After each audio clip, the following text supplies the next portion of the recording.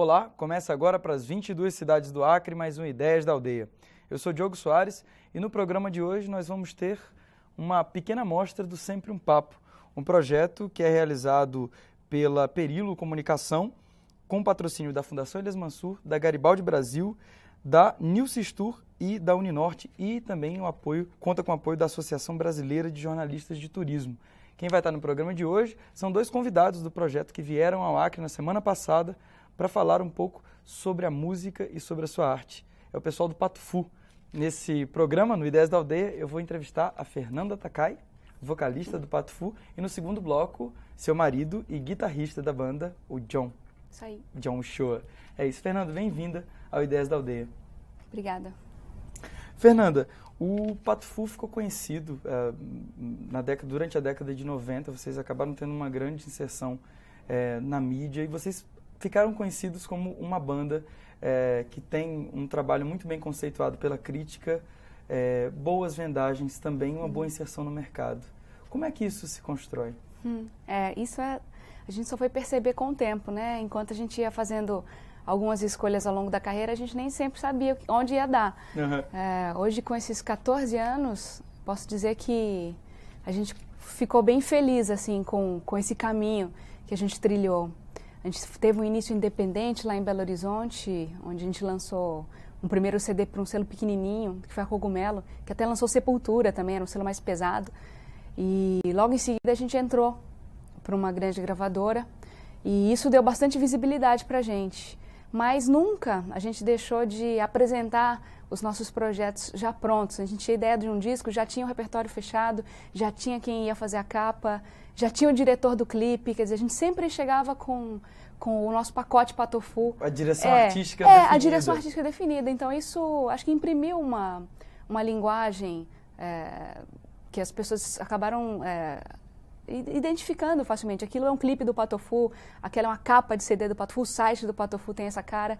E a música também, né? Acho que o meu tom de voz, o timbre de voz já é reconhecido. Então é uma construção ao longo do tempo, sem nunca deixar de acreditar nessas nossas próprias ideias musicais. Sorte que a gravadora, na época a BMG, deu essa carta branca. A gente fala que era por falta de... Eles achavam que não ia acontecer nada com a gente. Tipo, deixa eles gravarem aí. Ser, né? No final, quando eles viram, a gente tinha já...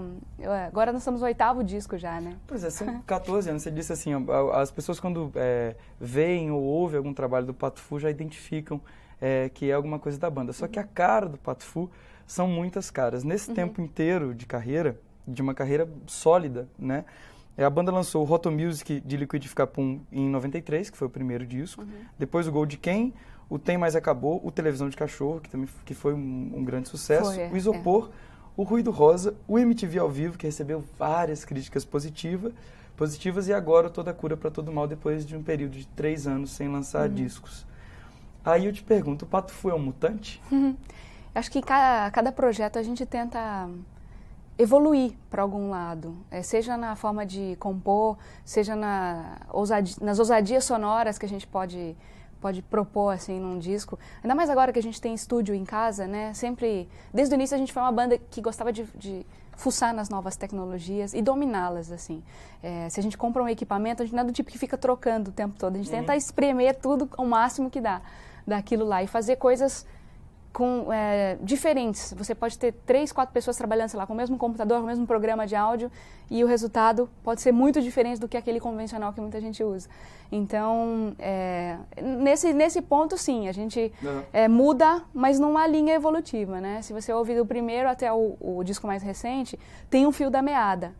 Embora se você vai fazer uma audição do último pro primeiro, vai ter um salto, mas se for ouvir tudo, como alguns fãs malucos fazem de vez em quando, falam, coloquei, hoje minha tarde foi ouvir todos os discos do Pato Fu em ordem cronológica. Realmente, vocês têm ali, têm uma linha evolutiva do som, de ideias, de forma de compor. Como eu acho que hoje eu canto melhor do que cantava no início de carreira, então a gente tem uma ideia assim, que foi se desenvolvendo, eu acho. Isso é uma outra coisa também. Geralmente a relação que os fãs têm com a banda é uma relação mitificada, assim, onde o artista ele sempre foi maravilhoso em tudo que ele fez. Assim, essa avaliação crítica que vocês fazem do trabalho de vocês, assim, dá gosto de ouvir os primeiros discos ainda? Eu faço várias críticas, assim, principalmente na minha parte, que é o vocal, né? Eu sempre falo, nossa, como é que eu tive coragem de gravar um disco cantando desse jeito? Mas também tem um frescor, tem um lado uma que espontaneidade.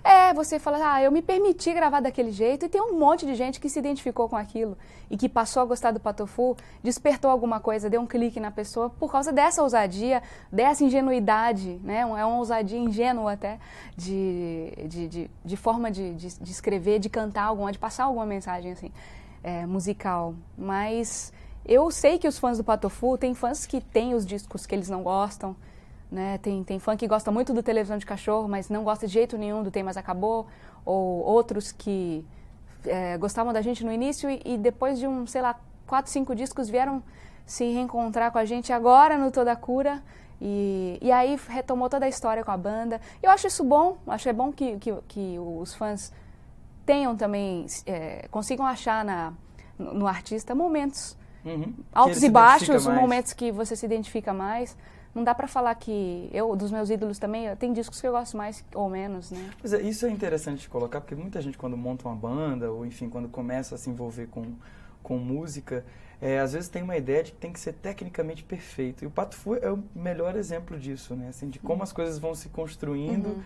E assim, hoje vocês são uma banda que tem uma carreira consolidada, assim, que tem belos momentos nessa carreira e um futuro promissor, porque exatamente por concentrar essa produção artística. Qual é o limite daquilo que é experimental e daquilo que você tem que fazer de acordo com a técnica?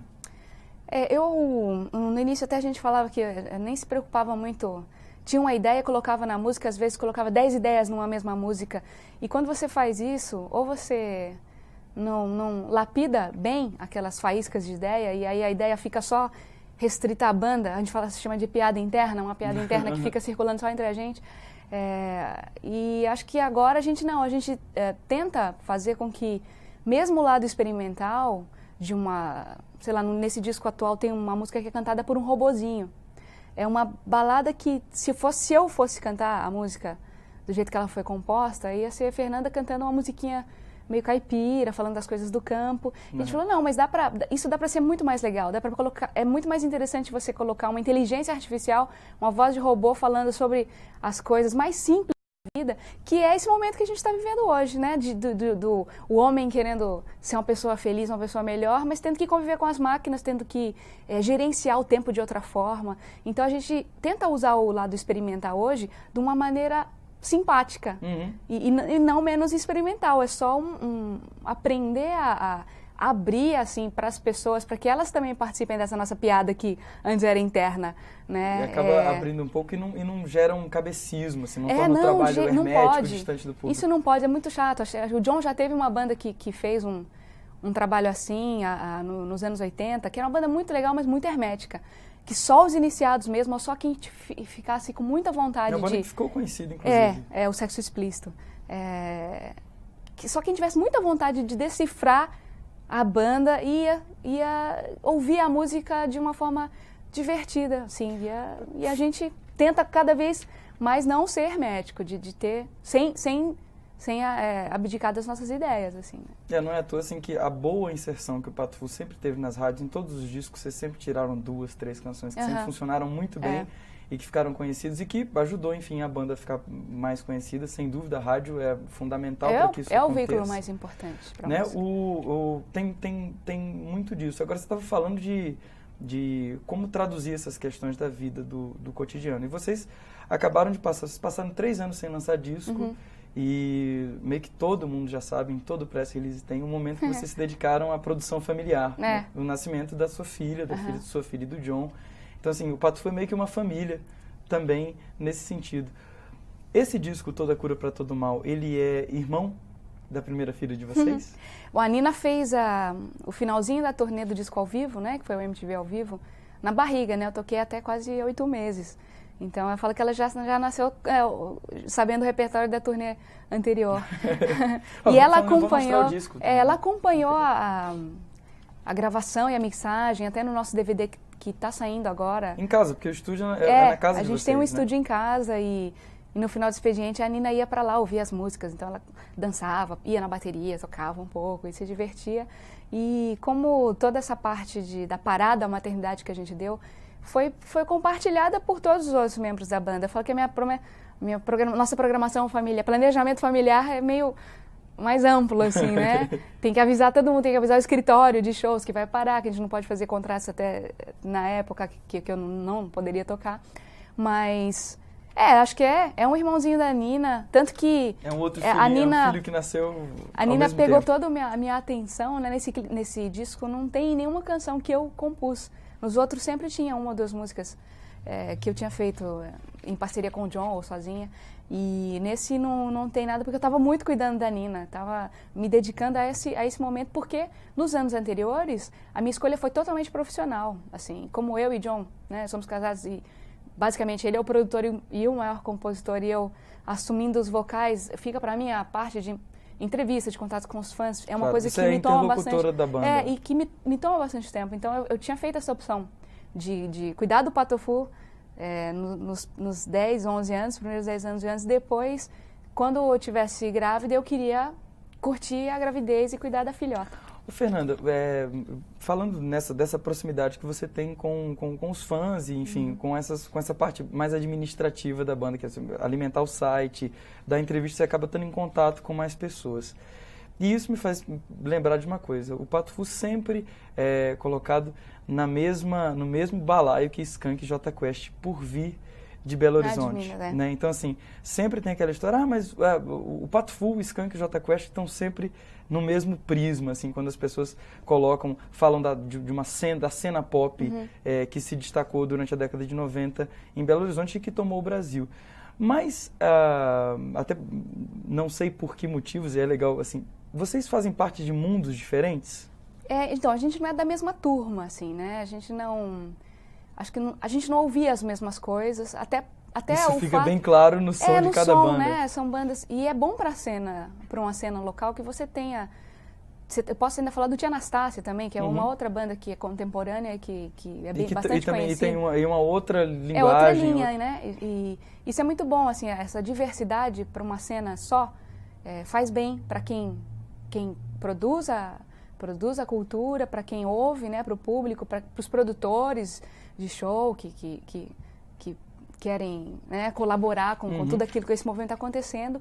E mas não existe, todas as bandas escolheram morar em Belo Horizonte, ao contrário da geração do Clube da Esquina, que basicamente todo mundo foi para o Rio de Janeiro ou para São Paulo, e não ficou quase ninguém lá em Minas. Não, essa nova geração toda ficou. Então a gente se encontra, às vezes, em restaurante, em festivais que a gente toca junto, né? Não tem nenhum tipo de rixa, mas também a gente não é compadre e comadre, de ficar um na casa do outro, né? Mas acho bem bacana que tem esses representantes assim tão diferentes e bandas que se deram bem numa mesma época, porque um ajudou o outro. Acho que mesmo que a gente fosse diferente, a referência que Minas Gerais geográfica tinha, que estava lançando coisas de qualidade, fortificou todo mundo, assim, foi uma ajuda grande. A gente falou assim, tem uma série de coisas que são necessárias para você consolidar uma carreira, para você apresentar um trabalho sempre que cause uma certa... Não seria uma boa impressão, mas que cause curiosidade no público. Isso se consegue quando a música vem em primeiro lugar, Fernanda? Aliás, é o que eu sempre falo para as pessoas, assim, né, que querem ter uma carreira. O foco tem que ser a música, assim, tem que ser a música. Tudo que gira em torno da música é muito importante, como a gente mesmo dá muita importância à linguagem de videoclipe, a um design de site, o fotógrafo que vai fazer a foto da sua banda, isso tudo é muito importante. Mas você não pode deixar de se esquecer que o diferencial de cada artista novo, vai aparecer que vai chamar a atenção de algum... É a música. Você ter uma boa composição, é você ter um estilo que... Não dá para...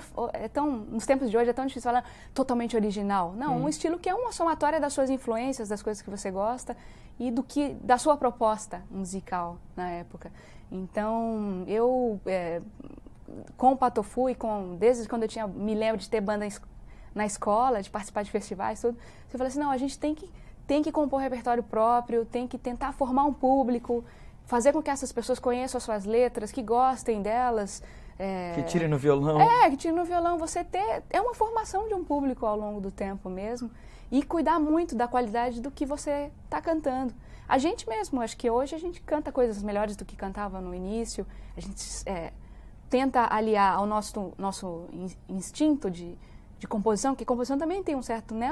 Claro, a intuição. Uma intuição, mas agregar aquela técnica que a gente vai desenvolvendo ao longo do tempo. E a principal, acho que é botar autocrítica no máximo, assim. Nunca achar que uma canção está pronta em 10 minutos. Algumas coisas são feitas em 10 minutos, são muito boas, mas a maioria delas não é. A maioria de reavaliação. De mostrar para outra pessoa, a gente quer uma banda, mostra para outro integrante ver, não, tem uma frase aqui que não é boa, não vamos deixar assim não, leva para casa, sabe? Acho que é cuidar da composição. E aí, acho que a verdade da mensagem da música, tudo acaba chegando às pessoas, assim. Bacana. Fernanda, a gente está acabando o nosso primeiro bloco. Foi rápido. Foi muito rápido, né? Muito rápido. Acho que o pessoal de casa também achou a mesma coisa. Então, muito obrigado pela tua participação. Obrigada. Aqui no Ideias da Aldeia. Não saia daí, daqui a pouquinho a gente volta no segundo bloco conversando com o John Uchoa, guitarrista e produtor do Pato Fu.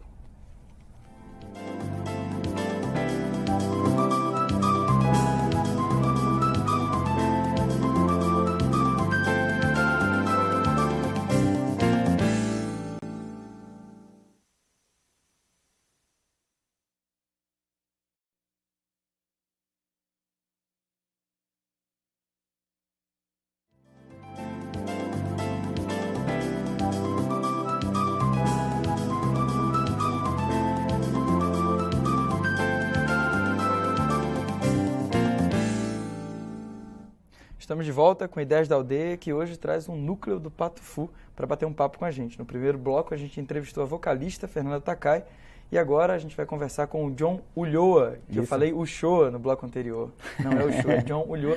Muito tempo você assinou John, né, John? Bem-vindo a Ideias da Aldeia. Muito obrigado. John, uma coisa que é muito interessante naquilo que a gente estava conversando com a Fernanda é na maneira como o Pato Fu produz e encaminha a sua carreira. Vocês concentram toda a parte de direção artística, ou seja, o trabalho é realmente do Pato Fu e vocês contam com a distribuição em larga escala, o que é muito bacana porque o trabalho chega em mais lugares, mais gente fica conhecendo o trabalho da banda. E você, nesse disco, Toda Cura para Todo Mal, assumiu definitivamente o seu papel de George Martin ou Jimmy Page, de dizer assim, eu sou o produtor desse negócio. O que mudou no som do Pato Fu com você assumindo essa direção, essa produção do disco? Você sabe que eu acho que não é uma mudança radical, do tipo, agora que eu produzo eu vou fazer tudo que eu quero. Acho que na verdade a gente sempre tentou fazer tudo que a gente queria. A gente é realmente desse tipo de personalidade que quer controlar tudo, né? E à medida que a tecnologia foi nos permitindo, a gente foi controlando tudo. No começo a gente tinha bem pouco recurso, assim, mas aos poucos a gente foi comprando equipamento e aprendendo técnicas de estúdio, esse tipo de coisa. E eu tive a sorte de trabalhar com alguns dos melhores produtores brasileiros. E engenheiros de som também. Engenheiros de som também. Eu sou o tipo de produtor que não é só aquele produtor de clima, que a gente fala assim, que é aquele produtor que fica no estúdio. Na verdade, ele não sabe mexer nos botões nenhum. É o produtor que diz assim, não, eu queria aquilo mais quente, né? Esse som podia ficar mais azul, assim. Tem esse tipo de produtor e às vezes esses produtores são bons também, porque às vezes falta uma pessoa para sacar o clima geral da gravação e dar uma mudada ali, mas eu sou meio metido a mexer nos botões, meio engenheiro, assim, engenheiro de áudio.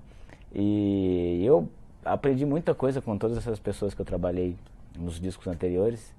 E esse disco agora, como a gente teve um momento, quando a gente tinha saído da BMG, e a gente ia para EMI, depois não foi, depois a gente ficou no meio para onde a gente vai, a gente percebeu que era a hora de colocar essa carta na manga, não, na mesa, essa carta, a carta que estava da manga, colocar na mesa, que era usar isso tudo que a gente tinha aprendido durante os anos e tentar fazer a produção do início ao fim. E depois do disco pronto, apresentar para ser distribuído, para ver quem compraria esse projeto. Ô John, o produtor tem um papel muito importante, porque ele transforma aquilo que é o conceito, que é a arte, no que vai ser ouvido pelas pessoas. Como é que é esse trabalho? Tem um ponto onde termina um e começa outro? Ou tudo faz parte de um mesmo processo? Eu acho que o produtor, a principal função dele é ele ser um elemento externo, mesmo eu sendo da própria banda, ele tem uma visão geral, além de ser, eu sou guitarrista, eu sou baixista, sou baterista e fico defendendo o meu instrumento. Ele tem que ter uma interação com a banda toda e que de alguma maneira seja positiva e que, além desse lado técnico, desse lado, né, de saber das frequências e tudo mais, dessas coisas. Esse lado até dá para suprir esse lado com um engenheiro de som ou qualquer coisa do tipo assim. Eu acho que a principal função do produtor é ser a cola que junta cabeças que às vezes uma está querendo para um lado, outra está querendo ir para o outro, num sentido de... Aqui nós estamos indo na direção do final do disco, sabe? Porque às vezes assim, um excesso de ideias pode se tornar meio incontrolável dentro do estúdio, né? Ô John, aqui no Acre hoje a gente está vivendo um momento muito bacana para a música, muita gente produzindo, alguns estúdios se equipando. Como é que funciona esse processo? Como é que um produtor nasce? Você mesmo passou por esse processo de ir aprendendo com as pessoas, acho que lendo revista, conversando com gente. Como é que funciona isso? Desde os anos 80, quando eu comecei a tocar, eu era o cara que, quando eu tinha uma chance de ir para um estúdio com as minhas bandas dos anos 80, eu era o cara que ficava ali do lado da mesa de som, vendo o que o cara estava fazendo. Alguém comprava um equipamento novo, sei lá, uma bateria eletrônica, que era um negócio assim nos anos 80, tem uma bateria eletrônica e tal. Aí todo mundo ficava tentando programar ela assim na unha. Eu abri o manual, li o manual, falava, tem que fazer assim. Eu era um leitor de manuais. Acho que o produtor ele nasce assim. Eu acho que hoje em dia é muito mais fácil, muito mais fácil, porque as oportunidades que a gente tinha naquela época de entrar num estúdio e ver um som sendo criado eram muito raras, assim, e não existia estúdio que você tinha dentro do computador, assim. Hoje em dia realmente você tem um PC em casa com os programinhas de áudio, tudo digital, você é capaz de gerar um som pessoal, original, que não é cópia de algum preset do programa, com uma qualidade similar ao som que você escuta no rádio, as trilhas sonoras de Hollywood, assim, entendeu? É incrível aonde a gente chegou com a tecnologia de áudio e de vídeo também. A molecada tá fazendo clipes em casa, no computador, assim, tal. E isso deixa as coisas muito mais fáceis, né? E o risco dessas tecnologias é que eu percebo que algumas bandas têm o disco antes de ter a banda. Sabe, assim, hoje em dia é muito mais fácil você ter um disco legal, com som legal, assim, com a qualidade industrial, do que ter a própria banda mesmo. A banda que toca, que faz shows, que faz turnê, que tem fãs e que tem tudo mais, assim. Na verdade, o produto que antigamente era o objetivo máximo de uma banda, nós queremos gravar um disco, né? E aí quando aparecia o disco, você ficava, nossa, nós temos um disco. Hoje em dia todo mundo tem disco, assim, você tem uma ideia, você grava um monte de música com aquela ideia, já é um disco. Se aquilo ali realmente vai acontecer, se isso vai ter algum futuro, assim, aí sei lá. Ô, John, já que você está falando de avanço em tecnologia, das facilidades que isso trouxe, você é um saudosista ou um futurista, digital ou analógico? Eu sou um futurista. Assim, até que eu gosto das coisas que tem som analógico, mas eu fico mais do que satisfeito com os programas que imitam os analógicos. Acho que eles imitam muito bem. Muito bem. Assim, o nosso equipamento é o equipamento menos ortodoxo do mundo, assim, é o menos comum do mundo nesse sentido, assim. A gente não usa amplificador no palco, eu não uso em estúdio mais, eu uso um monte de simuladores, um monte de coisas assim. E eu acho que cada um deve fazer o som com aquilo que não só tem um som bom, assim, porque tem guitarrista, por exemplo, que só sente um prazer tocando guitarra quando liga o seu amplificador e coloca aquele negócio coloca o seu volume máximo, assim. Então, se sem aquilo o cara fica triste, não tem jeito, o cara tem que tocar com aquele negócio mesmo, sabe? E aí, mas o meu negócio não é esse. Eu nunca fui dessa escola de ter que usar o equipamento original, com as válvulas, né? As válvulas acesas, assim, tal. Eu sempre fui muito mais assim, que som que isso aqui tá gerando, se isso tá... Se funciona, a gente pode usar. Não, tá. Mas cada um dessa história. Ô, John, e nesse cada um também, hoje tem uma molecada, enfim, montando banda, se inserindo, até porque hoje o mercado independente também possibilita isso. Do mesmo jeito que a internet, que essas tecnologias ajudaram, qualquer um pode gravar um disco, a internet também ajudou na divulgação, né? Verdade. Qualquer um pode produzir conteúdo e dizer assim, olha, tá aqui, eu tô com a minha banda. Que dica que você dá para essa galera nova? Porque assim, na década de 80, você chegasse pro seu pai e dissesse, poxa, eu quero ser roqueiro. Ele falava, que isso, vai estudar, meu filho. Hoje em dia, se você disser que quer ser roqueiro, ele vai e compra uma guitarra para você. Como é que... Acho que tem uns pais que ainda mandam os moleques estudar. Mas assim, que dica que você daria para essa galera que tá começando, que tá montando banda? Assim... Nesse quesito, assim, de como tirar um som bacana. Como tirar um som, eu acho que está cada vez mais fácil. Justamente essas tecnologias novas estão deixando muito fácil você fazer um som tecnicamente bom.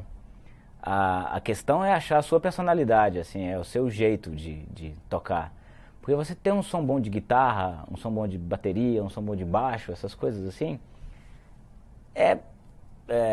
tem uma certa dificuldade, mas é 300 vezes mais fácil do que você ter um timbre de guitarra que quando você toca uma nota você fala, isso aqui é a guitarra do John ou do Edgar Escandurra. Né? Assim, você ter uma personalidade identificável, de voz também, de um jeito, de postura, isso tudo é muito mais difícil do que você ser tecnicamente ótimo. O conceito é mais importante. Então. Na verdade, a gente começa a fazer música porque escutou outras bandas, assim, tal. Eu costumo achar que é um pouco complicado quando bandas novas têm como referência o som que está tocando no rádio. Naquele momento, sabe assim, a minha influência é a banda que acabou de fazer sucesso. Isso é uma das coisas mais complicadas, porque a sua tendência é ficar muito parecido com aquilo que está tocando naquele momento. E quase sempre isso vai soar como uma clonagem do sucesso, como uma coisa fácil. Você está tentando fazer uma cópia daquilo que tá fazendo sucesso, para tentar fazer sucesso também. Qual o caminho para fugir disso, João? Assim? É olhar pro seu próprio umbigo e não ouvir nada, assim, assim. Às vezes as pessoas me perguntam muito, o que eu faço? Quando eu tinha as minhas bandas, quando eu era moleque, assim, eu achava que minha banda era o máximo e eu não queria saber de nada. Eu achava que as outras bandas eram todas horríveis e a minha que era legal. E se eu acho que você não tem essa atitude, cara, você vai começar a ficar tentando se inserir num segmento, sabe?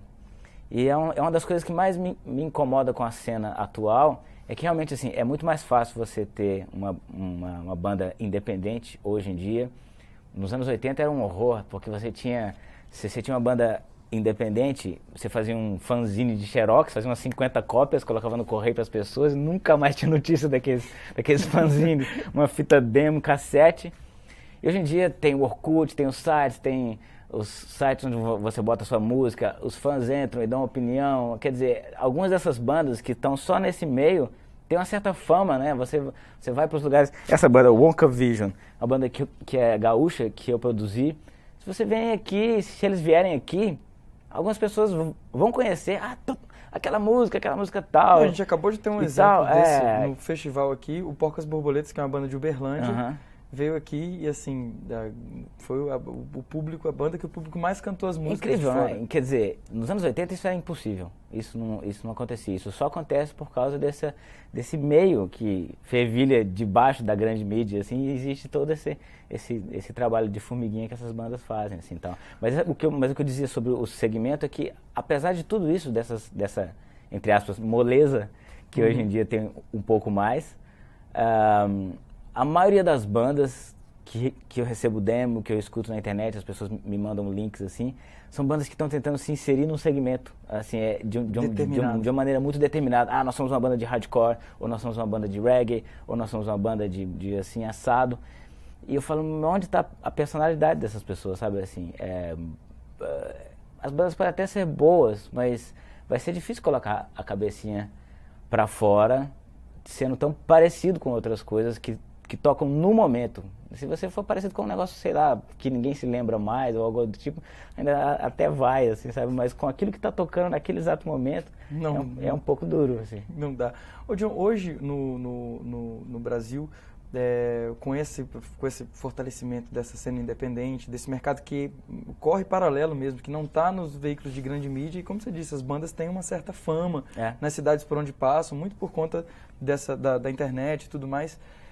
Como é que você avalia a possibilidade dessas bandas conseguirem produzir bons trabalhos, tanto técnica quanto em termos de engenharia de som, de maneira barata? Isso é possível hoje, no Brasil?